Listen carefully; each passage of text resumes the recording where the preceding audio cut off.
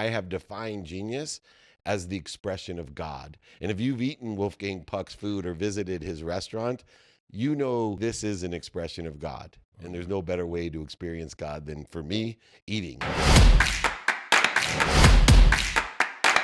Welcome back to Office Hours. I'm David Meltzer, and we're blessed to be here in the lobby of the Wynn at our studios with SiriusXM, and I have the medalist edition.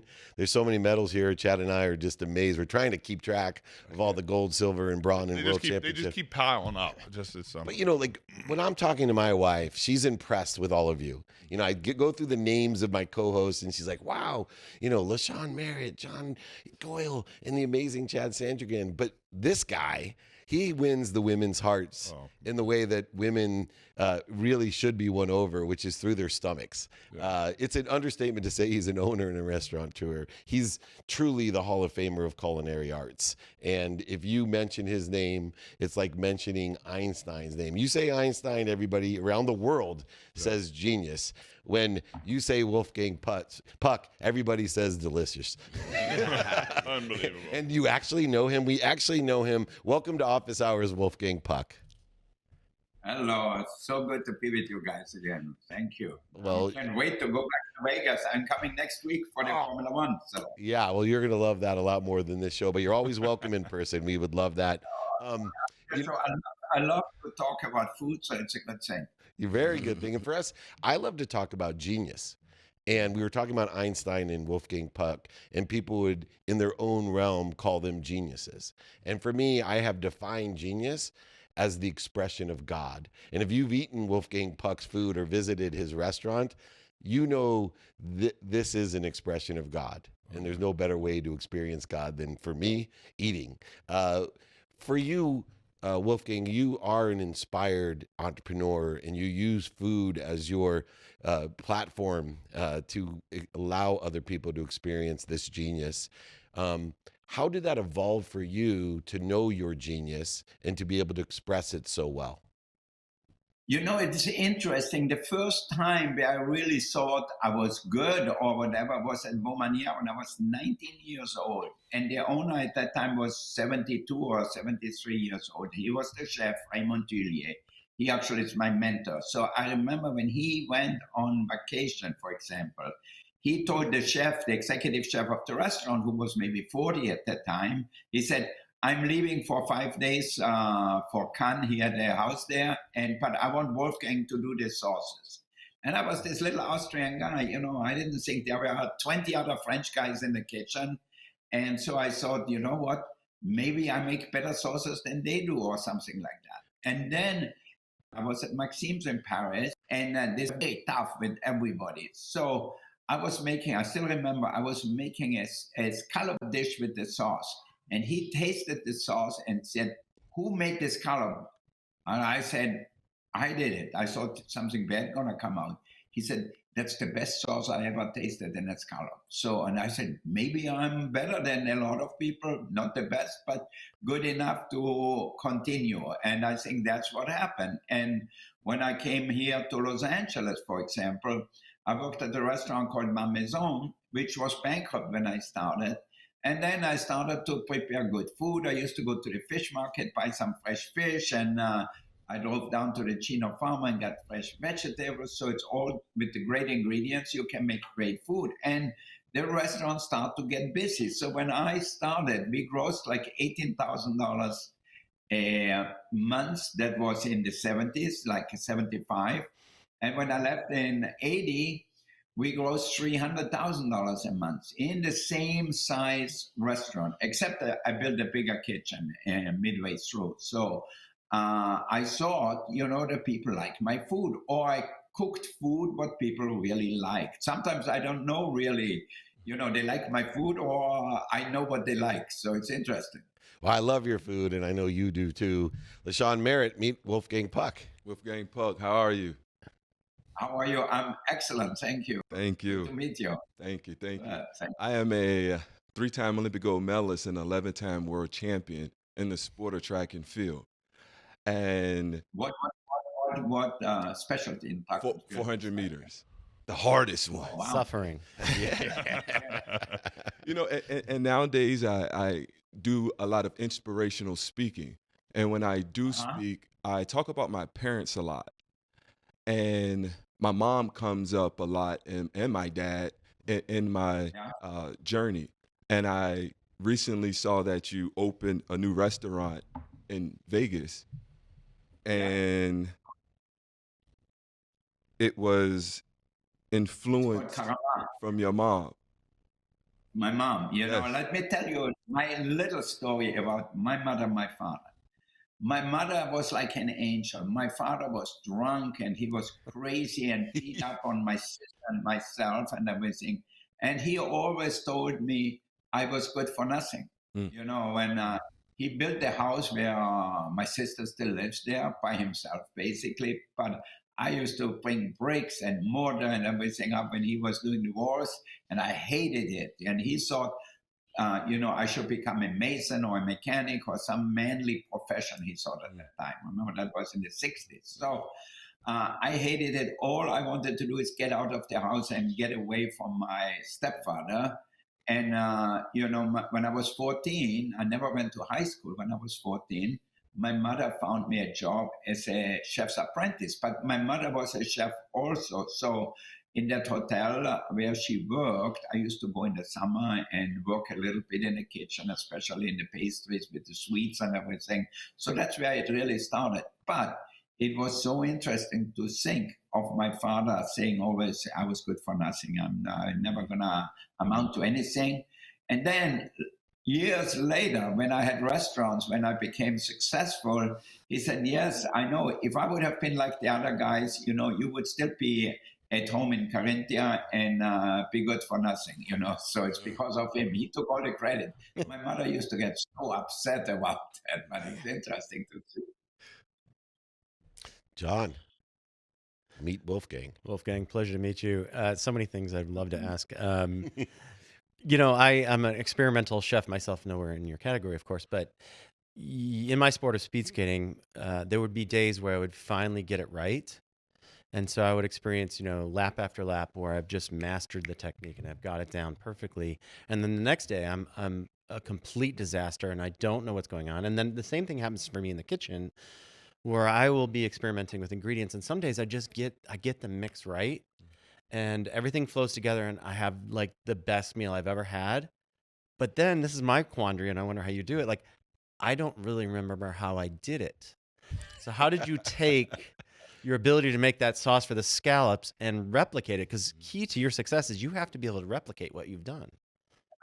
Consistency is the really most important thing. You don't want to go to a restaurant, get a great meal, and then you go back the next day and say, what happened to my scallops or what happened to my duck this time, you know? So maybe you make an excuse for once, but if you go back the third time and it's still not like it was, like you remember it from the first time, you will never go back. And, you know, we always say we're only as good as our last meal we make. So to me, it's really an important part, consistency. But it starts with the ingredients. I still go to the farmer's market here in Santa Monica. I go to the fish market and look at the tuna or the black bass or all the fish they have, the spot prawns, you name it, and buy the best ingredients. Because if you just call up, they don't gonna give you something what just came in. You know, they have to sell the older stuff first. Right. So when I go, I always go in the back refrigerator and look at the boxes. They were not even open and this black bass or striped bass came from Maine, or the scallops are from here, or the lobster, and I always take the fresh one, the best one. When the guy cuts open a tuna, I said, okay, I want the center cut of the belly, the best one. And when I go to the farmer's market in Santa Monica, you know, I want the Mara de Bois strawberries, which have the best flavor, the best perfume. Or I want the French haricot vert, the small green beans, really small, because they taste better and they look better. So for me, it's all about the ingredients, and then we try not to screw them up. So it's easy. That's my methodology in life. Try not to screw it up. I will say, John, one of the lessons I've learned and I thought you were going there, is there's certain people that practice till they get it right. Not until they get it right. Tiger Woods, right? He would always say, David, I practice till I don't get it wrong. And there's a very deep gap between the people that practice till they get it right and those who have enough time, effort, and consistency to practice till they don't get it wrong. And I have a feeling Wolfgang's one of those people. Chad? Yeah, Wolfgang, it's a pleasure to meet you. From somebody who had to make their way and make their own money and grow their career, I remember a shift. In my book, I talk about shift, see how I find truth moments. And one of my shift moments was being able to afford to take my wife to dinner at one of your restaurants. And I still can't afford it. But it'd be worth it. It was one of these things. It was one of these things as somebody who didn't have a lot of money is that one day I'll be able to. No more Red Lobster? No, I'll be able to take my. Don't sleep on the cheddar biscuits. Right. But that I'll be able to take my wife, and that day happened when I was able to take my wife to a Wolfgang Puck restaurant here in Las Vegas, and it was a monumental moment. People think it's just a meal, but people aspire to be able to eat from somebody that makes an artist like that. When you take your creativity and your art that God gave you in cooking, and you're able to couple it with business, because people look at you and say, "Oh, what an amazing chef," but that is a small fraction of the empire that you have created. What does that say, and how are you able to couple those two things together? What I love doing, what I'm great at doing, but also the ability to monetize it. Well, I think it's a simple thing in life. My mother told me that very young, when I left for France, I was 17 years old. I left my home when I was 14. So as I said before, I never went to high school. I never studied much math or whatsoever, or economics. And I knew, or my mother told me, just make sure you always make more money than you spend. And you know what? It is so simple. Sometimes we try to overdo things. When I have a restaurant, for example, when you're going to bring in, let's say, $10,000 a day, and you cannot spend more than $3,000 on labor. Yeah. That's about the right percentage, 30% on labor. And then you have the food, maybe is 25, 27% in the upscale restaurants. So that how much you can spend to make the restaurant work, because there's a lot of fixed expenses, but there's also some unexpected expenses. So I think, to me, it's not as simple. Yes, there are people who make spreadsheets all the time and says, "Oh, we have the forecast for next year," or whatever. I said, play it by ear too, because now if there is a slow time of the year, like this summer, Vegas was slower than the last two summers. So, if you don't act fast enough to cut down on labor, you're going to lose money really fast. Because one of the things people don't believe in an expensive restaurant or luxury restaurants like Spago or like Cat or Carama or whatever, is the margins are very small. The investment is very high. So people say, "Oh, they charge $150 a person," and then they think they must make $100 profit on it. It's not true. It's very small, So that's why it's very difficult, and that's why so many of the upscale restaurants go out of business. Yeah. It's a rarity that a restaurant like Spago in Las Vegas is open since '92, so it's 32 years now. Yeah. Spago in Beverly Hills is open since 1982, and so is Chinois since '83. So I always tell people what I like the most, or what I'm the most proud of, is longevity. Being married for a long time is very difficult and hard work. Running a restaurant for a long time with all the newcomers coming along, you really have to create an experience for your guests. I want people to feel good when they leave my restaurant and say, "I can't wait to come back," because they treated us like we are the most important people. And that's really how they treat you is as important as the food. Food is part of your whole experience. If you feel good, if we want to make you feel really special, doesn't matter if it's a once in a year event or you come once a month or once a week. Everybody has to be treated special, not just celebrities or somebody who is famous. I walked in spring of 2005. I walked out of Spago with my wife feeling like probably the best feeling I'd ever had, besides the birth of my kids, in that moment that I had created a life that I could take my wife to this restaurant that we had dreamed of going to at Spago. And when you leave, it makes you feel significant that the decisions you're making in your life are the right decisions. So thank you for helping me with that experience that you didn't even know you created. And Thank you. Yeah, and often like I had a friend, I know him quite well in the music business. He did really well for a while, but then he went down. And he said, he calls me up and said, Wolfgang, I want to bring my fiance for dinner. I promised her I gonna come for, I think it was her birthday to Spargo because she heard about it so much. So, but he said, I really don't have the money to spend right now. I have to pay rent. I have to pay my car. I have to do this and that. I don't know if it was true. I said, you know what? You're a good guy and you are upfront and you seems like you're an honest person.